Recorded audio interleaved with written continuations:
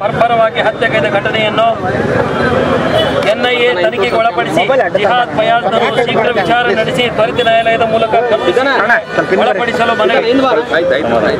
ಮಾನ್ಯರೇ, ರಾಜ್ಯದಲ್ಲಿ ಲವ್ ಜಿಹಾದ್ಗೆ ಮತ್ತೊಬ್ಬ ಹಿಂದೂ ಯುವತಿ ಬಲಿಯಾಗಿದೆ. ನಡೆದಿರ್ತಕ್ಕಂಥ ಹುಬ್ಬಳ್ಳಿ ಮಹಾನಗರದಲ್ಲಿ ನಿರಂಜನ್ ಹಿರೇಮಠ ಅವರ ಏಕೈಕ ಸುಪುತ್ರಿ ನೇಹ ಹಿರೇಮಠ ಅವಳ ಕಗ್ಗೊಲೆ ಖಂಡಿಸಿ ನಾವೆಲ್ಲರೂ ಕೂಡ ಬೀದಿಗಿಳಿತಾ ಇದ್ದೀವಿ. ಈ ಥರದ ಘಟನೆ ಮೊದಲನೇದಲ್ಲ, ಭಾಳಷ್ಟು ನಡ್ಕೊಂಡು ಬಂದಿದೆ.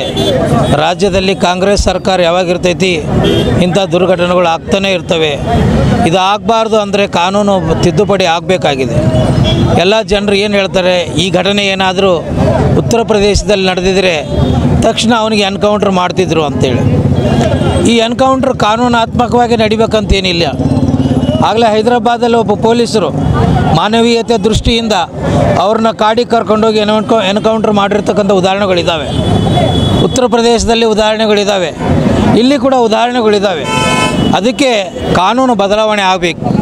ಅವನಿಗೆ ಗಲ್ಲಿಗೇರಿಸ್ರಿ ಅಂತಂದರೆ ಸಾಕಷ್ಟು ದಿನಗಳು ಹೋಗ್ತವೆ, ವಾದ ವಿವಾದಗಳಾಗ್ತವೆ, ದಿನಗಳು ಕಳೀತವೆ. ಅದರಲ್ಲಿ ಅವನು ಬಚಾವಾಗ್ತಾನೆ. ಎನ್ಕೌಂಟ್ರ್ ಆಗಬೇಕು, ಇಲ್ಲಾಂದ್ರೆ ಜನರ ಕೈಲಿ ಅವನಿಗೆ ಸಿಗಿಸಿ ಚಿತ್ರಹಿಂಸೆ ಮಾಡಿ ಕೊಲೆ ಮಾಡಿದಾಗ ಮಾತ್ರ ಇಂಥ ದುರ್ಘಟನೆಗಳು ಯಾವ ಯುವಕರು ಮಾಡಲಿಕ್ಕೆ ಮುಂದೆ ಬರೋದಿಲ್ಲ. ಇವತ್ತೆಲ್ಲರೂ ಈ ದುರ್ಘಟನೆಗಳು ಮಾಡಲಿಕ್ಕೆ ಕಾರಣ ಏನಂತಂದರೆ ಅರೆಸ್ಟ್ ಮಾಡ್ತಾರೆ, ಬಚಾವ್ ಮಾಡ್ತಾರೆ, ಅವನಿಗೆ ಜಾಮೀನು ಕೊಟ್ಟು ಬಿಡುಗಡೆ ಮಾಡ್ತಾರೆ, ರಾಜರೋಷವಾಗಿ ಆಳ್ತಾರೆ. ಇದನ್ನು ನೋಡಿರ್ತಕ್ಕಂಥ ಉಳಿದ ಯುವಕರು ಇಂಥ ದುರ್ಘಟನೆಗಳು ಮಾಡಲಿಕ್ಕೆ ಮನಸ್ಸು ಮಾಡ್ತಾರೆ. ಅದಕ್ಕೆ ಸರ್ಕಾರ, ರಾಜ್ಯ ಸರ್ಕಾರ, ಕೇಂದ್ರ ಸರ್ಕಾರ ರಾಜ್ಯಗಳಲ್ಲಿ ಇಂಥ ಕೊಲೆ ಮಾಡ್ತಕ್ಕಂಥ ಕೊಲೆಗಡಕರಿಗೆ ಕಠಿಣವಾಗಿರ್ತಕ್ಕಂಥ ಕ್ರೂರವಾದ ಶಿಕ್ಷೆಯನ್ನು ಕೊಡೋದ್ರ ಮೂಲಕ ಒಂದು ಜಾಗೃತಿ ಮೂಡಿಸಬೇಕು ಅಂಥೇಳಿ, ಆ ಹೆಣ್ಮಗಳಿಗೆ ಆತ್ಮಕ್ಕೆ ಶಾಂತಿ ಸಿಗಬೇಕಂದ್ರೆ, ಆ ಕುಟುಂಬಕ್ಕೆ ಆತ್ಮಕ್ಕೆ ಶಾಂತಿ ಸಿಗಬೇಕಂದ್ರೆ, ರಾಜ್ಯದ ಮತ್ತು ಭಾರತ ದೇಶದ ಜನರಿಗೆ ಕಾನೂನು ಮೇಲೆ ವಿಶ್ವಾಸ ಬರಬೇಕಂದ್ರೆ ಅವನಿಗೆ ತಕ್ಷಣ ಎನ್ಕೌಂಟರ್ ಮಾಡುವಂಥ ಕೆಲಸ ಮಾಡಬೇಕು ಅಂತೇಳಿ ಕೇಳ್ಕೊಳ್ತಾ ಇದ್ದೀನಿ. ಕರ್ನಾಟಕದಲ್ಲಿ ಈಗಿರುವಂತಹ ಕಾಂಗ್ರೆಸ್ ಸರ್ಕಾರ ಮುಸ್ಲಿಮಾನರ ತುಷ್ಟೀಕರಣೆ ಮಿತಿಮೀರಿ ಹೋಗಿದೆ ಅನ್ನೋದಕ್ಕೆ ಸಾಕಷ್ಟು ಉದಾಹರಣೆಗಳಿದ್ದಾವೆ. ಕಳೆದ 10 ತಿಂಗಳಿಂದ ನಡೆದಿರುವಂಥ ಕೆಲವೊಂದು ಘಟನೆಗಳನ್ನ ನಿಮ್ಮ ಮುಂದೆ ಪ್ರಸ್ತಾಪ ಮಾಡ್ತೀನಿ. ಅದು ಏನು ಅಂತಂದರೆ, ಈಗ ಇತ್ತೀಚಿನ ದಿನಗಳಲ್ಲಿನೇ ಟೆರರಿಸ್ಟ್ ಆ್ಯಕ್ಟಿವಿಟೀಸು ಚಿಗುರಿಡ್ತಾ ಇದೆ. ಅದಕ್ಕೆ ಕಾರಣ ಏನು ಅಂತಂದರೆ ಮೊನ್ನೆ ನಡೆದಿರ್ತಕ್ಕಂಥ ಬಾಂಬ್ ಸ್ಫೋಟೆ. ಅದಕ್ಕನ್ನು ಮುಂಚೆ ಹನುಮಾನ್ ಚಾಲೀಸ್ ಓದುವಂಥವರ ಮೇಲೆ, ಹಿಂದೂಗಳ ಮೇಲೆ ದಬ್ಬಾಳಿಕ, ಮತ್ತು ಅದರ ನಂತರ ಮೊನ್ನೆ ರಾಮನವಮಿ ದಿನ ಜೈ ಶ್ರೀರಾಮ್ ಅಂತ ಘೋಷಣೆ ಹಾಕುವಂಥ ಹಿಂದೂ ಕಾರ್ಯಕರ್ತರ ಮೇಲೆ ದೌರ್ಜನ್ಯ. ಏನು ಅಂತಂದರೆ ಅಲ್ಲಾಹು ಅಕ್ಬರ್ ಬಿಟ್ಟರೆ ಇನ್ನು ಕರ್ನಾಟಕದಲ್ಲಿ ಬೇರೆ ಶಬ್ದನೇ ಕೇಳಬಾರ್ದು ಅನ್ನೋ ರೀತಿಯಲ್ಲಿ ವರ್ತನೆ ಮಾಡಿರುವಂಥದ್ದು. ಈಗ ನಿನ್ನೆ ನಡೆದಿರ್ತಕ್ಕಂಥ ನೇಹ ಅವರ ಹತ್ಯೆ, ಇದನ್ನು ಟೆರರಿಸ್ಟ್ ಆ್ಯಕ್ಟಿವಿಟೀಸ್ ಇಲ್ಲ ಅನ್ನೋದನ್ನು ಮತ್ತೆ ಏನಂತ ಓಲೈಕೆ ಮಾಡಬೇಕು ಅನ್ನೋದು ನಾನು ಮಾನ್ಯ ಮುಖ್ಯಮಂತ್ರಿಗಳನ್ನ ಕೇಳೋದಕ್ಕೆ ಇಷ್ಟಪಡ್ತೀನಿ. ಅವರು ಮಾಡ್ತಾ ಇರುವಂಥ ಕೃತ್ಯ ಒಂದೊಂದೇ ನೋಡಿದ್ರೆ ಇವತ್ತು ಹಿಂದೂ ಸಮಾಜ ರಸ್ತೆಗಿಳಿಬೇಕು ಅನ್ನೋ ಪರಿಸ್ಥಿತಿ ತಂದಿರ್ತಕ್ಕಂಥದ್ದು ಯಾರು ಅಂತಂದರೆ ಈಗಿರುವಂಥ ಮುಖ್ಯಮಂತ್ರಿಗಳು.